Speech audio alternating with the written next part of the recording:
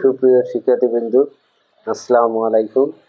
প্রতিভা private প্রোগ্রামের online ক্লাসে সবাইকে স্বাগতম। আজকে আমি একটা অঙ্ক দেখাবো, যে কোনো 10টি ক্রমিক সংখ্যার যোগফল সহজে কিভাবে নির্ণয় করা যায় সেই পদ্ধতিটা দেখাবো। আমি এখানে 10টি ক্রমিক সংখ্যা লিখছি। এই ক্রমিক সংখ্যাটার যোগফল নির্ণয় করব খুব সহজে। ডানে যে সংখ্যাটা আছে 8 আছে, এর সাথে আমরা অতিরিক্ত 4 যোগ করব। 4 যোগ করলে 8 4 12, 2 হাতে হইল 1, 2 আর 1 3 হয়েছে, এই 32 বেড়াইছে।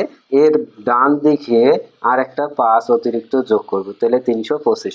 আমরা যদি ক্যালকুলেটারে এই 10টা সংখ্যা যোগ করি, দেখবো যে 325 বাইর হবে। অনুরূপভাবে দেখি এই 10টা ক্রমিক সংখ্যার যোগফল কিভাবে নির্ণয় করা যায়। এর সাথে 4 যোগ করব, 7 4 11, 1 হাতে হইল 1, 5 আর 1 6। এর সাথে আমরা অতিরিক্ত 5 যোগ করব, তাহলে 615 হয়।